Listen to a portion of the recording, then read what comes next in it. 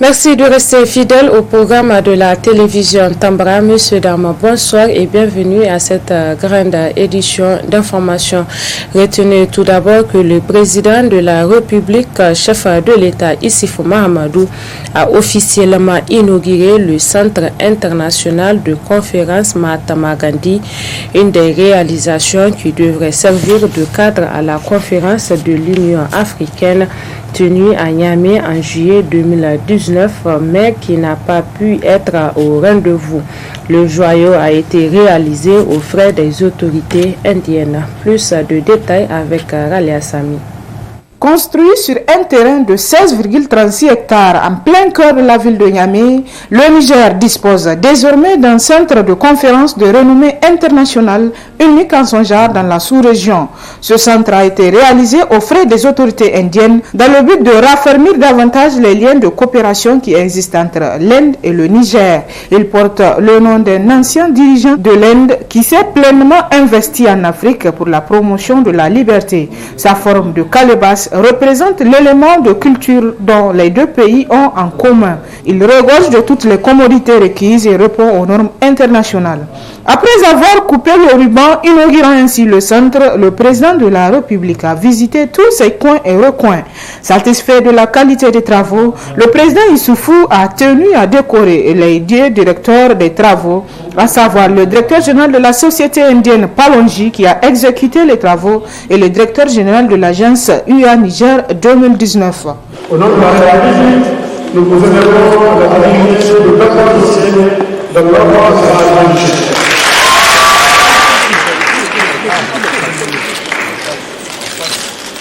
Le seul de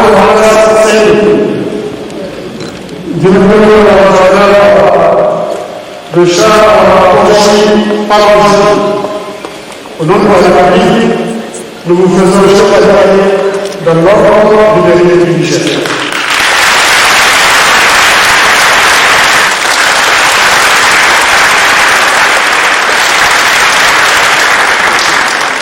Plusieurs allocutions ont marqué cette cérémonie, d'abord celle du gouverneur de la région de Niamey, puis celle des autorités indiennes qui ont réaffirmé leur engagement à accompagner davantage le Niger dans ses efforts de modernisation. Prenant la parole à son tour, le directeur général de l'agence UA Niger 2019 est revenu sur la place qu'occupe ce joyau dans le développement de l'économie du pays. Le programme de réalisation de la conférence de l'Union africaine de relève la continuation de cette conférence a donné lieu à des investissements publics et privés de 450 milliards de francs CFA, essentiellement financés par le secteur privé. Il a permis le renforcement des capacités de 10 000 Nigériens, a aidé à créer 15 000 emplois. Ce qu'il faut considérer en définitive, c'est que le Niger est entré en possession aujourd'hui de cette infrastructure majestueuse et a parachevé l'objectif qui vous est si cher, Monsieur le Président de la République, de doter notre capitale comme le reste des capitales de région des moyens et d'infrastructures modernes. Puis ce fut le tour du directeur de cabinet du président de la République et président du conseil d'orientation de l'agence UA Niger 2019 de remercier les autorités indiennes pour cette réalisation inédite. L'Inde et le Niger célèbrent aujourd'hui l'inauguration officielle du centre de conférence Mahatma Gandhi. Cette nouvelle infrastructure qui vient s'ajouter aux infrastructures socio-culturelles de notre capitale. Ce centre de conférence constitue une matérialisation de plus des promesses de son Excellence, Monsieur le Président de la République, chef de l'État, de faire de Niamey une ville des plus modernes à travers le programme Niamey-Niala. Pour tout cela, nous ne pouvons que nous réjouir et saluer la République de l'Inde pour avoir financé, construit et mis à la disposition du Niger et de son peuple une si précieuse infrastructure. Ainsi, le Niger dispose désormais d'un centre de conférence à même d'accueillir des événements d'envergure internationale grâce à la coopération fructueuse qu'il entretient avec l'Inde. À noter que les travaux de ce centre, qui ont démarré depuis le 3 octobre 2018, ont duré 14 mois. Retenons aussi que l'éclat de la cérémonie a été rehaussé par plusieurs prestations de musique nigérienne et aussi indienne.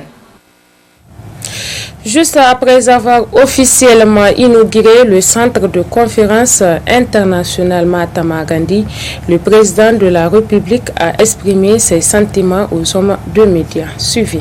L'inauguration du centre de conférence Mahatma Gandhi en présence du ministre des Affaires étrangères de l'Inde, venu spécialement pour cela. Ce centre vient s'ajouter à d'autres infrastructures qu'on a réalisées dans la ville de Niamey. Et l'ensemble de ces infrastructures permettra au Niger de développer une économie de conférence. C'est ça d'ailleurs l'objectif de Niamey-Niala, faire de Niamey une capitale compétitive dans l'accueil des événements internationaux. Je crois qu'aujourd'hui c'est fait avec ce centre, avec ce joyau, avec toutes les autres infrastructures qu'on a construites à Niamey depuis plusieurs années dans le cadre du programme Niamey-Niala. Ce centre symbolise aussi le dynamisme de la coopération qui existe entre le Niger et l'Inde. Une coopération qui intervient dans des secteurs qui sont prioritaires pour le peuple nigérien. Le secteur de l'énergie, par exemple, notamment de l'énergie solaire. Je peux mentionner également le secteur de l'agriculture, où l'Inde a beaucoup d'expérience, a beaucoup de compétences. Je peux citer également le secteur de la formation, secteur dans lequel le Niger a beaucoup d'ambition pour former la jeunesse, pour créer les conditions de l'employabilité de nos jeunes. Vous savez, en 2011, le nombre d'enfants nigériens orientés vers les centres de formation professionnelle et technique était de 8%. Notre ambition est de porter ce ratio à 40%. Et l'Inde intervient dans la réalisation de cet objectif qu'on s'est fixé. La coopération indienne intervient aussi dans le domaine de l'eau, dans le domaine de l'hydraulique. Tout le monde connaît l'importance de l'eau pour les populations nigériennes. Quand vous allez dans les villages nigériens, la première revendication des populations, ce n'est ni l'éducation, ni la santé, mais c'est l'eau. Par rapport aux perspectives, nous avons l'intention d'amplifier cette coopération avec l'Inde. Cette coopération va intéresser, on en a parlé avec le ministre des Affaires étrangères, on en avait déjà parlé avec le Premier ministre indien en marge des travaux de l'Assemblée générale des Nations unies au mois de septembre dernier. Notre coopération va s'étendre au secteur de la sécurité. Tout le monde sait les menaces qui pèsent sur notre pays et sur les pays du Sahel de manière générale. Cette coopération s'étendra également dans le domaine de la santé, qui est aussi une autre priorité du programme de Renaissance. Et enfin, il n'y a pas que les relations d'État à État.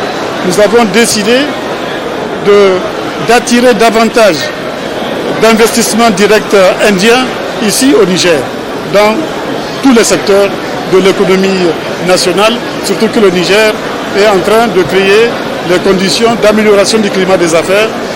Le Niger s'est fixé, comme vous savez, pour objectif d'être parmi le top 50 des économies du monde où le climat des affaires est le, comment dire, où il y a le meilleur climat des affaires. C'est ça notre objectif. Et les Indiens, les opérateurs économiques indiens sont intéressés à venir investir au Niger. Nous les encourageons dans cette perspective. Donc je me réjouis aujourd'hui de cette cérémonie. Et je voudrais remercier le ministre des Affaires étrangères pour sa présence. Je voudrais remercier les autorités indiennes pour avoir investi dans une aussi belle infrastructure qui contribue à améliorer, à renforcer, comme je l'ai dit, la compétitivité de notre capitale en matière d'accueil des événements internationaux. Parlons santé dans cette édition avec le cancer qui est une maladie grave et qui provoque des tumeurs de l'organisme humain. Les femmes sont les plus touchées par cette maladie et les plus fréquentes sont le cancer du sein et celui du col de l'utérus. Comment prévenir le cancer et comment le traiter? Dr Dili Issouhouma, présidente SOS Cancer, nous explique. Le cancer, c'est une maladie de la cellule. Vous savez, le corps humain est constitué de milliards de cellules. Donc, ce qui se passe dans le cancer, c'est que ces cellules, en fait, ces milliards de cellules qui constituent le corps humain, elles travaillent en synergie, elles travaillent vraiment de manière organisée pour un appareil. Par exemple, l'appareil respiratoire, les cellules, elles travaillent ensemble pour qu'on puisse respirer. L'appareil cardiaque, les cellules travaillent ensemble pour que le cœur fonctionne et distribue le sang dans tous les organes. Mais avec le cancer, qu'est-ce qui se passe? Une cellule, un jour, échappe à cette harmonie-là des cellules et elle se développe pour son propre compte. Elle se développe, ça veut dire qu'elle se multiplie, elle donne des cellules filles, puis des petites filles, elle donne beaucoup de cellules de manière anarchique, de manière désordonnée, et ça forme ce qu'on appelle une autre tumeur, une tumeur. Donc comme si vous avez sur un poumon, s'il y a un cancer sur un poumon, c'est que vous avez une cellule qui s'est multipliée, qui a fait une boule, un nodule dedans, et c'est ça le cancer. Pour éviter la maladie, il y a plusieurs, parce que vous avez chaque organe de l'organisme comprend des cellules, donc chaque organe peut être le sujet d'un cancer. Même le cheveu, le cuir chevelu, la peau, le sein, le foie, l'ongle, tout est sujet à un cancer, donc ça dépend. Il y a des cancers qu'on peut éviter, il y en a qu'on ne peut pas éviter. Mais même ceux qu'on ne peut pas éviter là, on peut éviter de le découvrir tard en faisant attention, en faisant des moyens de prévention et de dépistage. Les cancers qu'on peut éviter, c'est quoi? C'est le cancer du col de l'utérus. Ça, c'est l'exemple à l'échelle mondiale du cancer qu'on peut éviter. Et malheureusement, vous avez vu, c'est un cancer. 80% des nouveaux cas dans le monde se trouvent dans nos pays, les pays en voie de développement. 80% des nouveaux cas dépistés. Ici, au niveau du siège de SOS Cancer, on fait le dépistage. Parce qu'il vaut mieux prévenir, en matière de cancer là, il vaut mieux prévenir que guérir, ça c'est clair. Surtout que guérir, au Niger, on n'a pas les moyens de guérir la plupart des cancers. Pourquoi? Parce qu'on n'a pas la radiothérapie. La radiothérapie, c'est quoi? Quand quelqu'un a un cancer du sein, par exemple, on commence par quoi? Par la chirurgie. La chirurgie, on enlève une partie du sein, on enlève le sein. Donc on a enlevé le cancer. Après, on lui fait une chimiothérapie qui va aller détruire toutes les cellules qui se trouvent dans le sang. Et quand ces cellules qui sont dans le sang, elles sont détruites, malheureusement, au niveau de l'intervention, il va rester des cellules que nous, avec les doigts de chirurgien, on ne peut pas enlever. Et qu'est-ce qui va détruire ça? C'est la radiothérapie. Elle n'existe pas au Niger. Donc, si la radiothérapie n'existe pas au Niger, normalement, si on doit faire, si nos autorités sont conscientes, il faut faire le dépistage, il faut promouvoir le dépistage. Parce que quand on détecte très tôt, on peut guérir. Donc nous, c'est ce qu'on fait, cet effort-là au niveau de SOS Cancer. On fait le dépistage du cancer du col de l'utérus en appliquant des tests et en faisant la détection au stade de pré-cancer.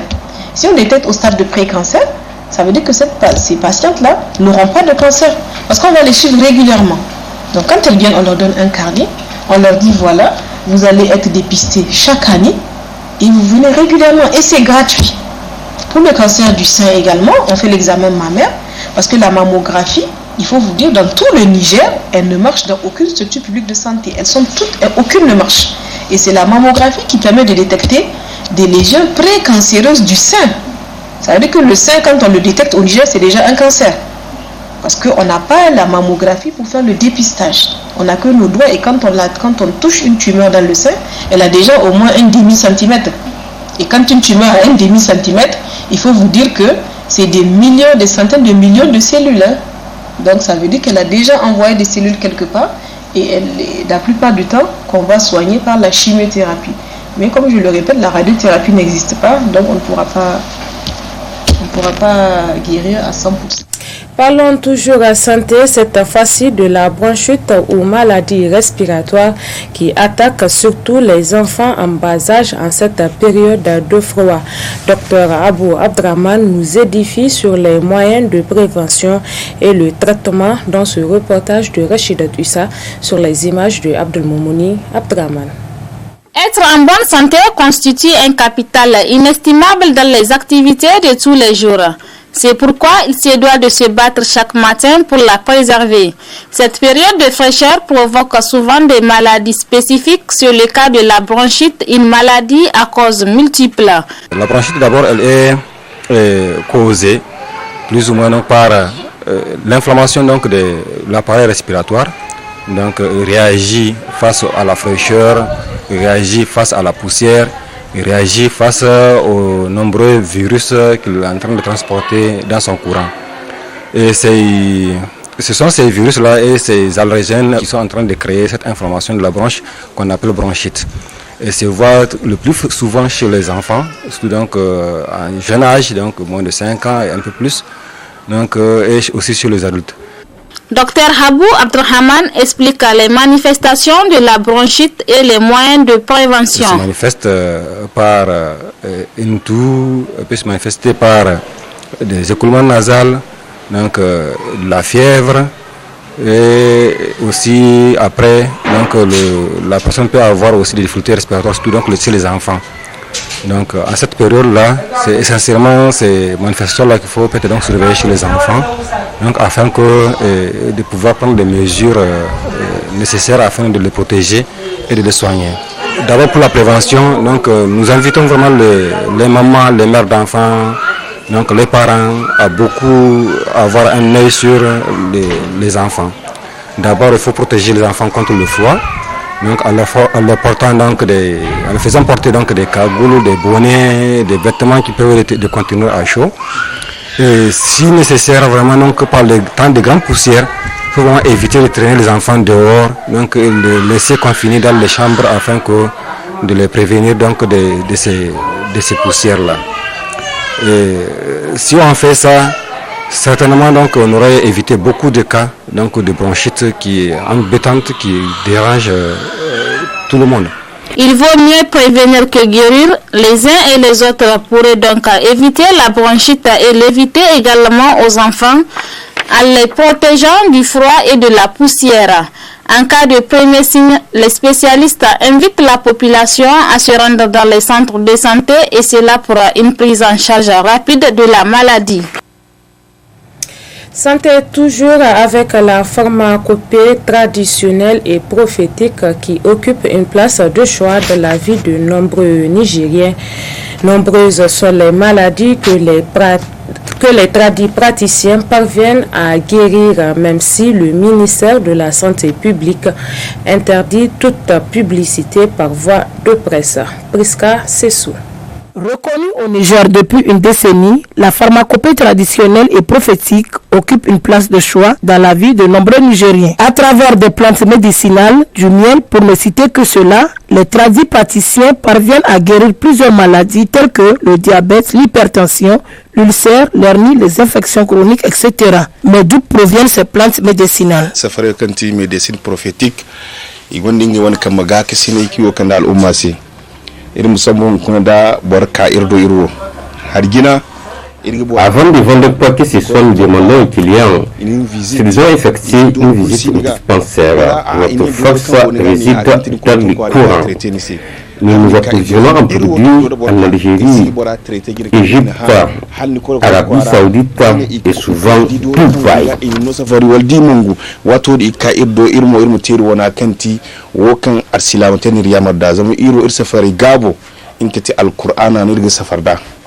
arsikul kirgite irwon safari kirga melange da haikin himoniya irsi kale qur'ana wan ayin ga ara irga ke irga al umma safarda wakiri funde baye irga funde saudiya irga funde algerie egypte nganda dubai non ni funde larabe lawu Nous amenons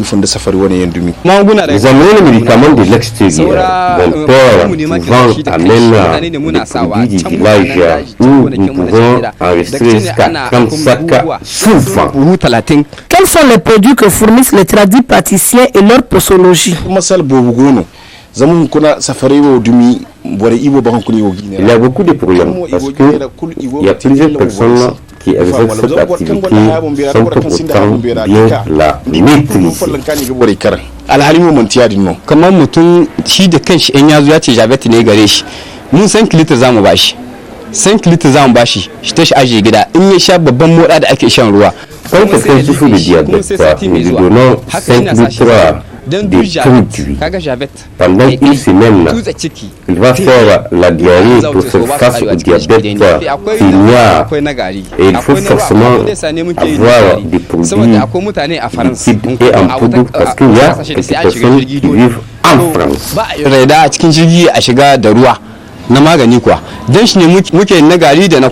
La pharmacopée traditionnelle et prophétique peut se définir comme un ensemble de savoirs, de connaissances, de pratiques et de techniques des plantes et du Saint-Coran dans le domaine de la santé au Niger, même si par ailleurs le ministère de la Santé publique interdit la publicité par voie de presse de la promotion de la pharmacopée traditionnelle et prophétique.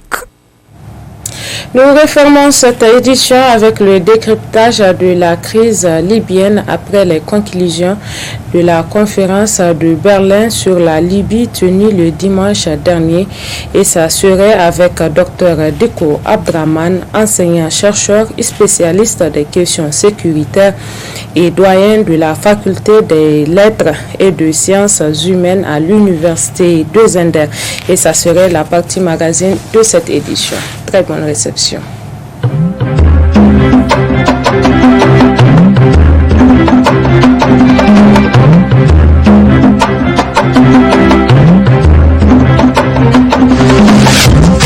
Ce document de 55, quand vous le lisez, vous le parcourez, vous allez voir véritablement qu'il n'y a pas de décisions véritables qui ont été prises pour pouvoir limiter, si vous voulez, la désintégration territoriale de la Libye.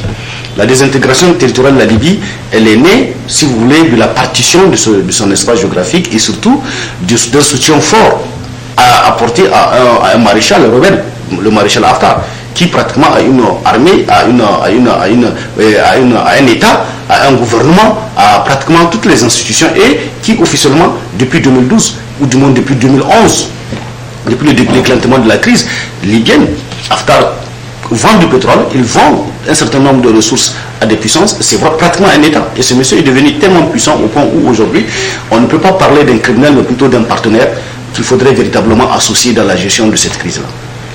Alors, ce document de 55 points pratiquement crée des États-régions entre griffes de l'autre côté. On parle également du processus de la décentralisation avec la répartition équitable des ressources du pays.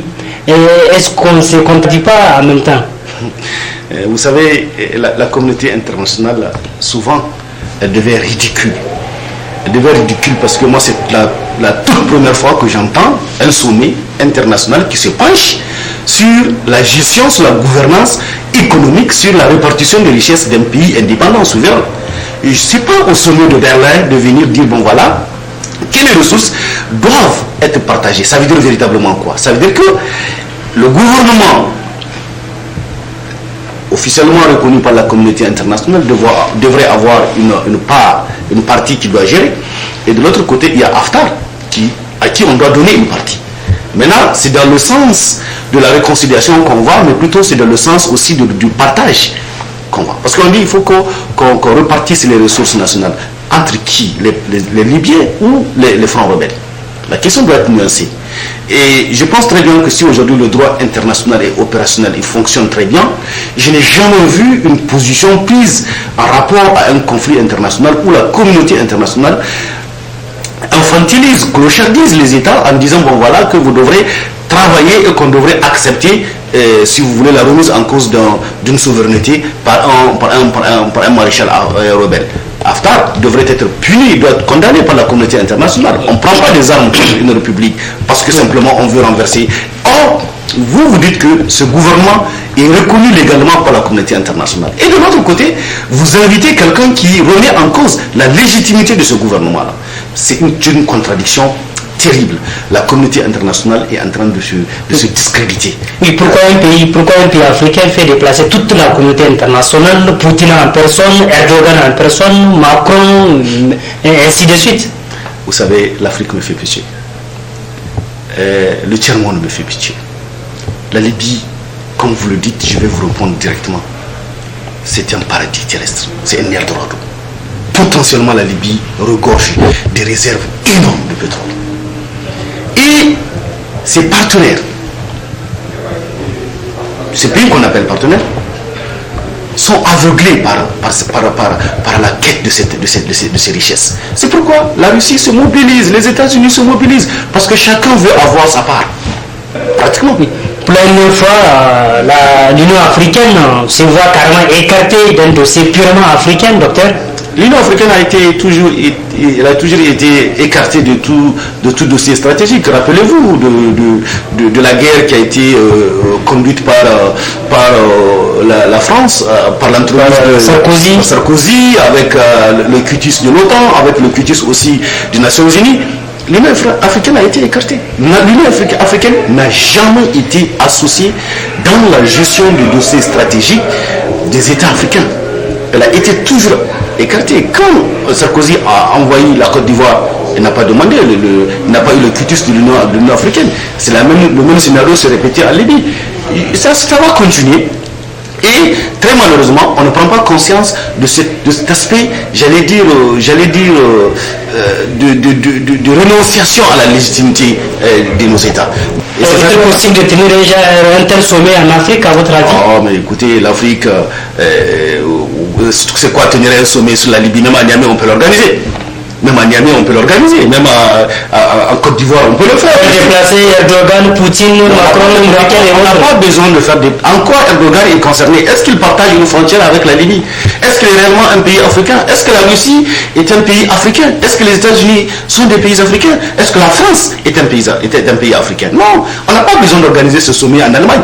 L'Allemagne, c'est toujours, elle a un passé historique très douloureux. Nous savons très bien que le partage de l'Afrique a été à Berlin encore, fait à Berlin. C'est pratiquement. On retourne pour un autre partage encore. Absolument, on retourne pour un partage. Le partage de l'Afrique, la conférence de Berlin, qui a pratiquement consacré la délimitation des frontières de nos États, ou du moins le partage du territoire du continent africain, c'est à Berlin que ça s'est passé. Et aujourd'hui, Berlin recommence pour encore mieux, j'allais dire, découper. Parce qu'il faut découper la Libye. Et lorsqu'on va découper la Libye, ce qui est évident, nous aussi, on finira par être découpés.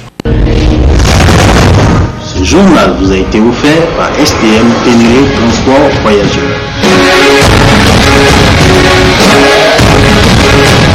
STM, une nouvelle façon de voyager.